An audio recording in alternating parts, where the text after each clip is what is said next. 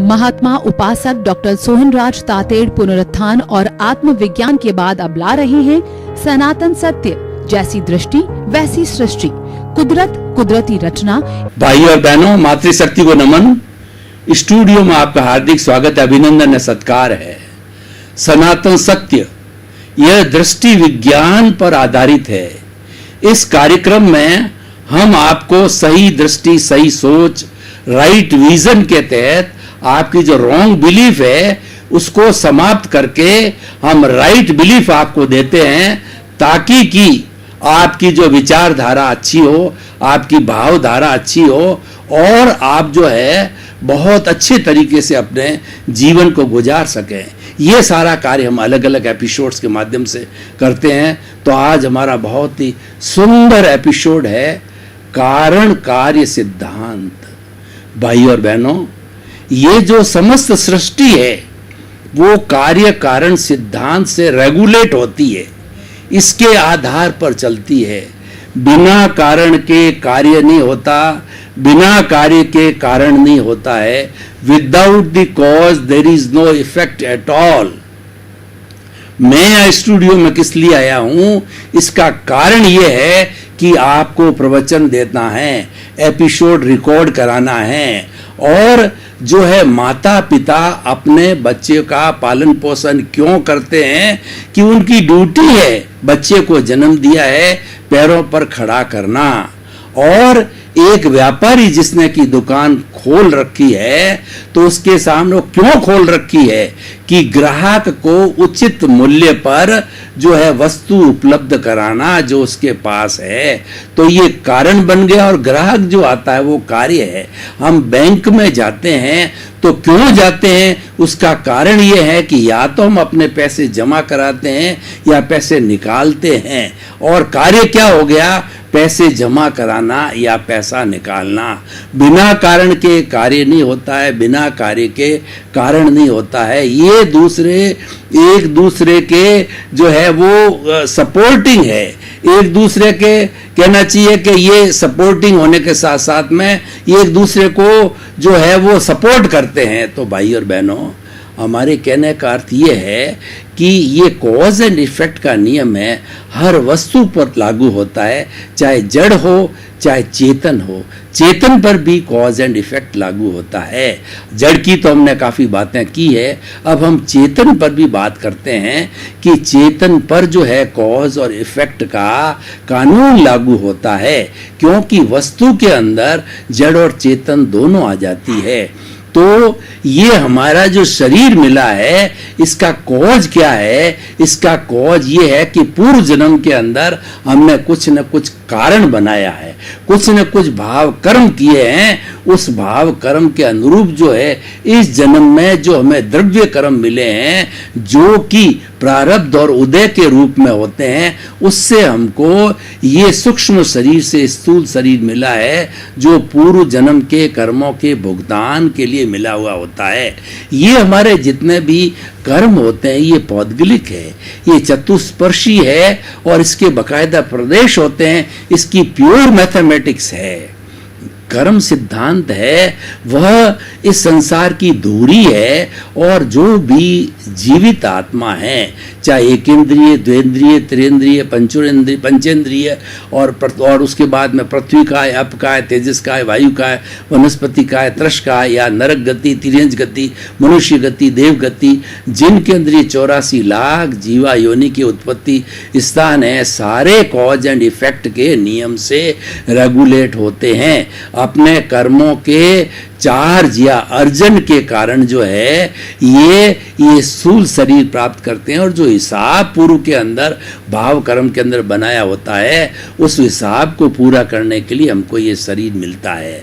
तो भाई और बहनों, ये सिद्धांत जो है वो एक यूनिवर्सल ट्रुथ है, सार्वभौम सत्य है और यही सनातन सत्य है। हम आपको बताना चाहते हैं कि आप इसको सिद्धांत को कभी ना भूलें।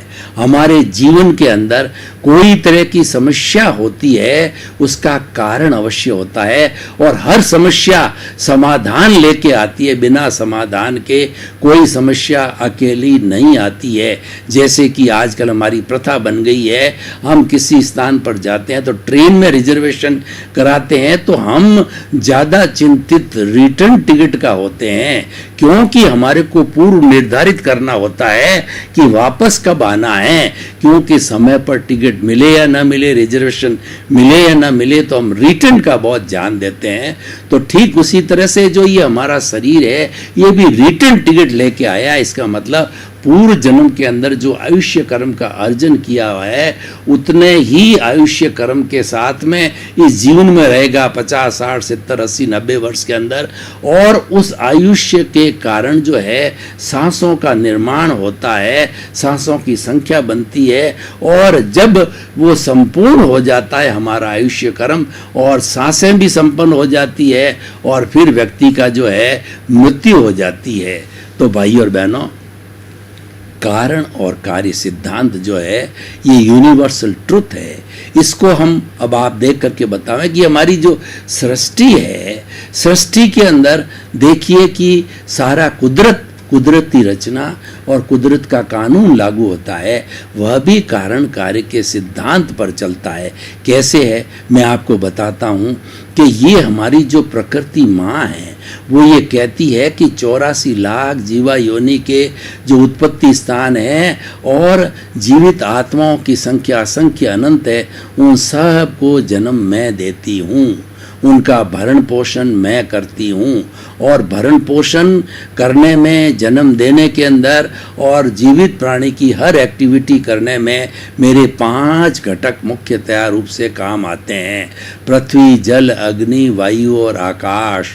जे पिंडे ते ब्रह्मांडे, जो पिंड में है वही ब्रह्मांड में, यानी मनुष्य जो है एक पिंड का प्रतिनिधि है। जो 5 भूत ब्रह्मांड यानी नेचर, यानी कुदरत और ब्रह्मांड एक ही है, उसके अंदर जो 5 तत्व है वही हमारे शरीर में 5 तत्व है। और 5 तत्व से हम जन्म लेते हैं, 5 तत्वों से हमारा भरण पोषण होता है, और 5 तत्व जब मृत्यु को प्राप्त होते हैं तो 5 तत्वों के अंदर विलीन हो जाते हैं। पृथ्वी में, जल में, अग्नि में, वायु में और आकाश में। इसीलिए कहा जाता है कि ये पंचभूत का पुतला पंचभूत के अंदर विलीन हो गया।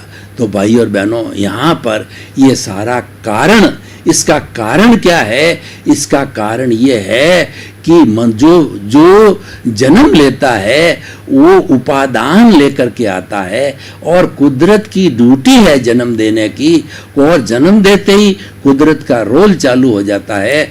जन्म देते ही कुदरत कहती है कि मैं हर जीवित प्राणी की माँ हूँ, और अब मेरा कानून कायदा चलेगा, मेरी रचना में उसको रहना पड़ेगा और मेरे कानून के अंतर्गत उसको चलना पड़ेगा। तो वह कुदरत के अधीन आ जाता है, तो कुदरत के नियमों के अधीन आ जाता है। तो कारण होता है उसका जन्म लेना, कारण होता है, और उसके बाद में भरण पोषण है, इस प्रकृति का जो है वह कार्य हो जाता है। जन्म देते ही भरण पोषण प्रारंभ कर देती है। एक कहावत है कि जिसने चोंच दी है वह चुग्गा भी देगा, यानी जिस नेचर माँ ने हमको जन्म दिया है वो नेचर माँ हमारा पालन पोषण भी करेगी। हम भी अपने बच्चों को जिनको जन्म देते हैं, तो जन्म देते ही हमारा दायित्व बन जाता है उनको पालना पोसना, और उनको जो पढ़ाना लिखाना, उनकी शादी करनी और उनको किसी रोजगार पे लगाना, उसको अपने पैरों पर खड़ा करना जो है, ये ड्यूटी हो जाती है। देखिए, कारण कार्य के सिद्धांत को मैं एक बहुत सुंदर उदाहरण के साथ मैं आपको बताना चाहता हूँ कि किस तरीके से कारण कार्य रेगुलेट होता है, और व्यक्ति को कारण कार्य करते हुए किस तरीके से निष्काम कर्म करना चाहिए। हम इस जन्म में जो आए हैं, हमें निष्काम कर्म करना चाहिए, यानी कर्म हम पीछे से लेकर के आए हैं, हमको करना ही पड़ेगा। लेकिन करें कैसे? जिससे हमको सुख की अनुभूति हो, हमें आनंद की अनुभूति हो। तो भगवान कृष्ण जो है गीता में कहते हैं कि तुम्हें कर्म तो तुम लेके आए हो, कर्म तो तुम्हें करना ही पड़ेगा, लेकिन निष्काम कर्म करो। जो भी कर्म कर रहे हो और करना ही पड़ेगा, उसके अंदर फल की इच्छा बिल्कुल नहीं रखनी है। जब फल की इच्छा नहीं होती है तो अपेक्षा नहीं होती है, और अपेक्षा नहीं होती है तो कई बार वो हमारी अपेक्षा की पूर्ति न होती है तो हमको दुख नहीं होता। उदाहरण के तौर पर हमने बाल बच्चों को जन्म दिया है तो हमारा दायित्व बन गया कि उनका पालन पोषण करें, उनको पालन पोषण करके पढ़ा लिखा करके ब्याह करके और जो उनको पैरों पर खड़ा करते, ये हमारा दायित्व है। अगर हमने अपेक्षा नहीं रखी है, यानी कि हमने जो है फल की आशा नहीं रखी है, तो ऐसे समय में अगर संतान हमारी सेवा न भी करे तो हमको दुख नहीं होगा, क्योंकि हम तो समझेंगे हमारी ड्यूटी थी और हमने कर लिया। तो कारण हो गया बच्चे का जन्म लेना और कार्य हो गया उसको पैरों पर खड़ा करना, और वह एक सिस्टम बन गया निष्काम कर्म का, वो हमें अवश्य ही पालन करना चाहिए।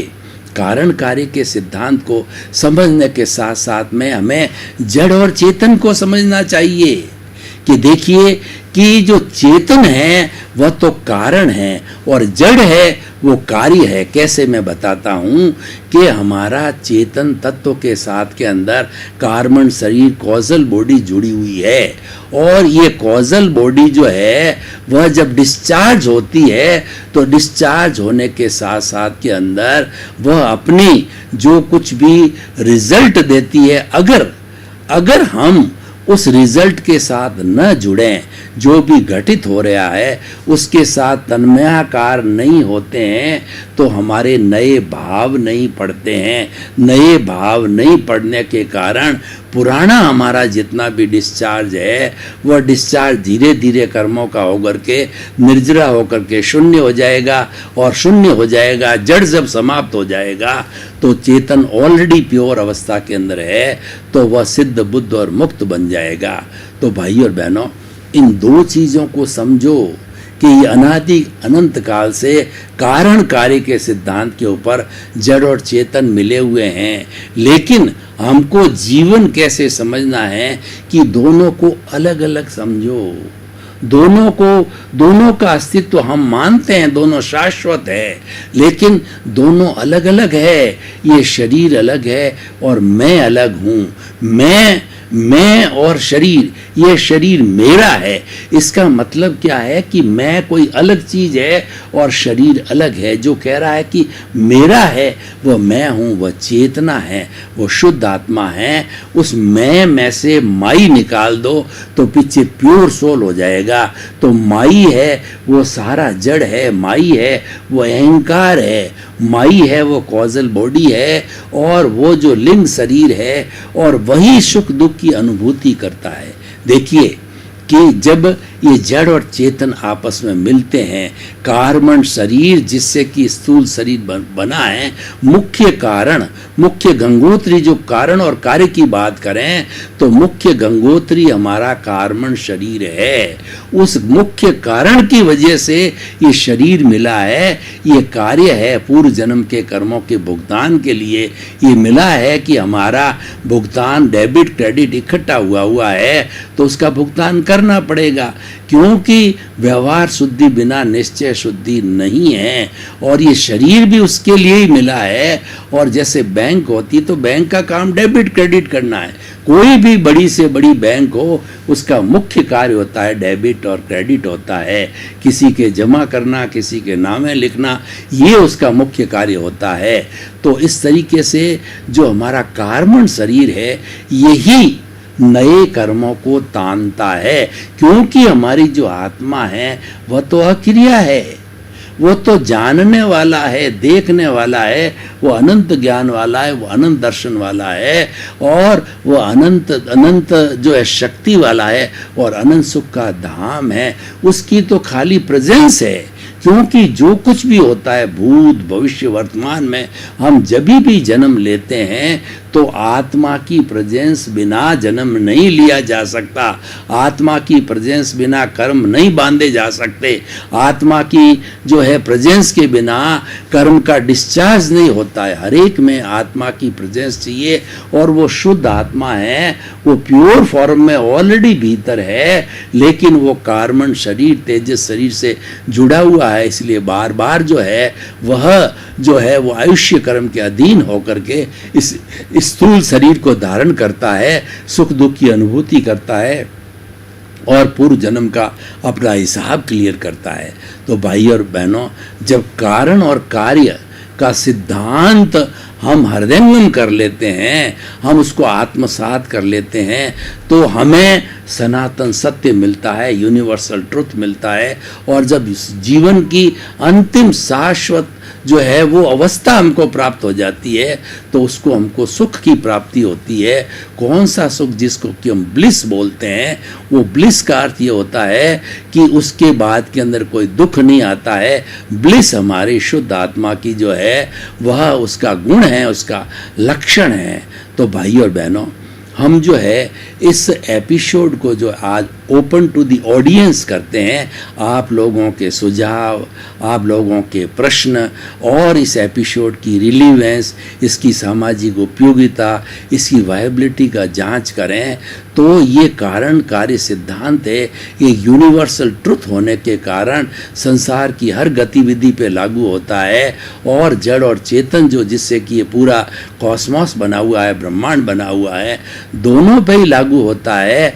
और दोनों पे लागू होने के बाद जो हमें इसको स्वीकार करना चाहिए, और इस सिद्धांत को हम स्वीकार करते हैं तो हम बड़े सामंजस्य और समन्वय के साथ के अंदर जो है वो जो अपना जीवन यापन कर सकते हैं। उदाहरण के तौर पर देखिए कि जिस परिवार के अंदर हम जन्म लेते हैं, तो पूर्व जन्म के अंदर हमने प्रतिष्ठा की, पूर्व जन्म में कारण के रूप के अंदर भाव कर्म डाले कि मुझे ऐसे माता मिले, ऐसे पिता मिले, ऐसी पत्नी मिले, और मुझे ऐसे पुत्र मिले, और मेरा धंधा ये होना चाहिए, मेरा कार्य ये होना चाहिए, मुझे जो है एक जो है वो इंजीनियर बनना है, डॉक्टर बनना है, एमएलए बनना है, एमपी बनना है।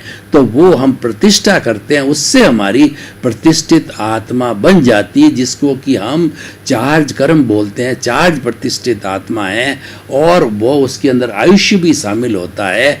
और जब वो हम उस आयुष्य को पूरा करके दूसरे जन्म के अंदर आते हैं, तो सारे हमारे जो प्रतिष्ठा की हुई भाव कर्म होता है, जो चार्ज प्रतिष्ठित आत्मा है, नेक्स्ट बर्थ के अंदर वही डिस्चार्ज प्रतिष्ठित आत्मा बन जाती है। यानी वो सारा जो है उदय और प्रारब्ध चलता है, उसके अंदर इंसान की कोई भी स्वतंत्रता नहीं है। जिसको हम कुदरत कहते हैं, जिसको प्रकृति कहते हैं, वो उसके अधीन आ जाता है, और उसके अंदर हम करता नहीं रहते हैं। करता तो व्यवस्थित शक्ति हो जाती है, वो साइंटिफिक सर्कमस्टेंशियल एविडेंसेस हो जाती है, वही कराने वाली होती, मात्र हम तो सफरर रहते हैं। इसीलिए व्यक्ति को जीवन के अंदर सफरर मानना चाहिए कि मैं तो सुख दुख जो कुछ भी पूर्व जन्म के अंदर अर्जित करके आया हूँ, चार्ज करके आया हूँ, जो मैंने टेप रिकॉर्डर भरा है, जो वो जो है मेरी टेप, जो है मन वचन काया रूपी टेप है, इस जन्म के अंदर एज इट इज खुलती रहेगी। जैसे कि हम किसी थिएटर के अंदर कोई भी पिक्चर देखने जाते हैं 2-2.5 घंटे की, तो वो ऑलरेडी क्या है कि रिकॉर्ड कर ली जाती है टेप, और जिसके अंदर क्या हीरो होता है, हीरोइन होता है, विलियन होता है, और हीरो हीरोइन के बीच में प्रेम होता है, और विलियन जो है वो बीच में आके टपकता है, वो प्रेमी बन जाता है, और लड़ाई झगड़ा हो जाता है उस औरत के लिए। क्यों? जड़ जोरू जमीन है, झगड़े की जड़ होती है, और विलियन और जो हीरो लड़ाई करते हैं, फिर वो जो है वो हीरो जीत जाता है, फिर उनकी शादी हो जाती है।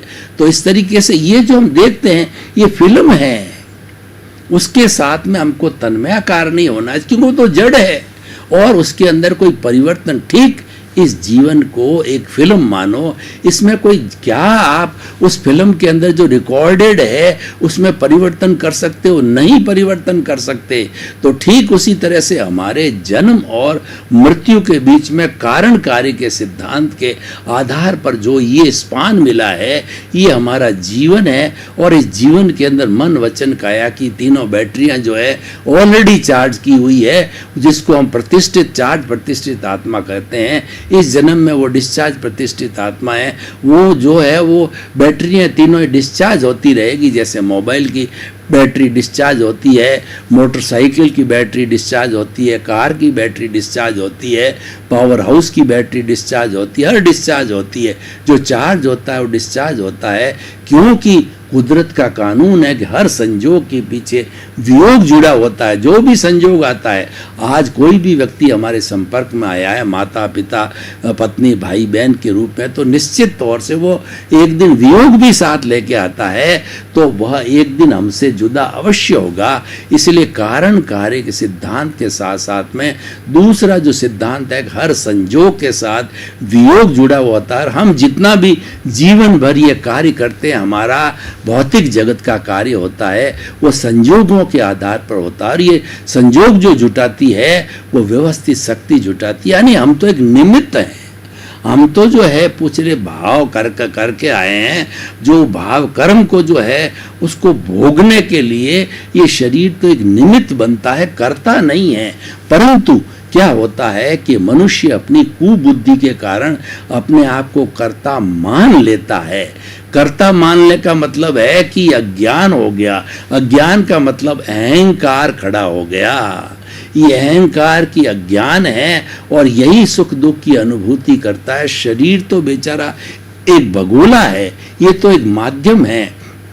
अनुभूति करने वाला अहंकार है और चार्जिंग करने वाला अहंकार, जिसको लाइव अहंकार कहते हैं, और जो डिस्चार्ज होता है वह डिस्चार्ज अहंकार कहता है।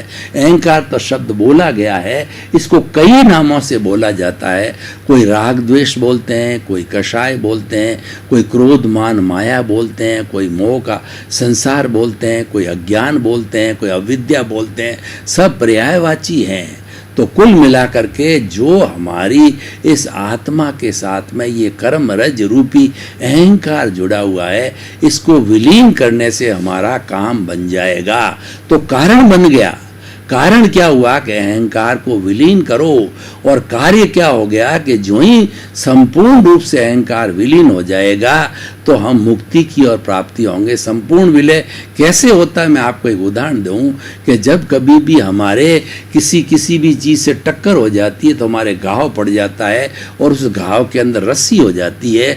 उसको हम बेनेडिन वगैरह निकाल करके और छोटा सा ऑपरेशन करके रस्सी को निकाल के और फिर उसके ऊपर पट्टी बांधते हैं, 2-3 पट्टी बांध देते हैं। जब संपूर्ण रूप से एक भी परमाणु रस्सी का नहीं होता है तो नई चमड़ी आनी चालू हो जाती है, और एक भी परमाणु पस का रस्सी का भीतर रह गया, एक परमाणु दूसरा बनाएगा, चार बनाएगा, और फिर उस जगह पर दर्द हो जाएगा, पुनः वो रस्सी का फैलाव हो जाएगा। तो ठीक उसी तरह से हमारा जो ये अहंकार है, उस अहंकार का एक एक परमाणु जल जाना चाहिए, और जलने के बाद फिर वह जो है मृत अहंकार हो जाता है। फिर वो लाइव नहीं रहता है। तो लाइव नहीं रहता है तो डिस्चार्ज फॉर्म में रहता है। तो इस अहंकार को डिस्चार्ज फॉर्म में लाओ, क्योंकि डिस्चार्ज तो हमारे आएगा ही रहेगा ही। जन्म जन्मांतर का हमारा लाइव किया हुआ है, वो डिस्चार्ज के रूप में इकट्ठा हुआ है बर्फ की शिला की तरह। तो वो ज्यों डिस्चार्ज पिघलता रहेगा। तो मात्र डिस्चार्ज का पिघलना है, क्योंकि लाइव अहंकार खत्म हो गया। और ज्ञानी पुरुष जब मिल जाते हैं, ज्ञान देने वाले सदगुरु मिल जाते हैं, तो हमारे लाइव अहंकार को वो अलग कर देते हैं। भाई और बहनों, आपका बहुत बहुत धन्यवाद। आप हमारा ये सनातन सत्य कार्यक्रम देखते रहिए। ये दृष्टि विज्ञान है, ये आपकी दृष्टि को बदलता है, आपका जो रॉन्ग बिलीफ को समाप्त करके राइट बिलीफ बनाता है, ताकि कि आपको एक सही दिशा मिले। तो इसी क्रम में आपका जीवन आनंदमय हो, मंगलमय हो। आपके प्रति बहुत बहुत शुभकामनाएं। महात्मा उपासक डॉक्टर सोहनराज तातेड़ पुनरुत्थान और आत्मविज्ञान के बाद अब ला रहे हैं सनातन सत्य, जैसी दृष्टि वैसी सृष्टि, कुदरत कुदरती रचना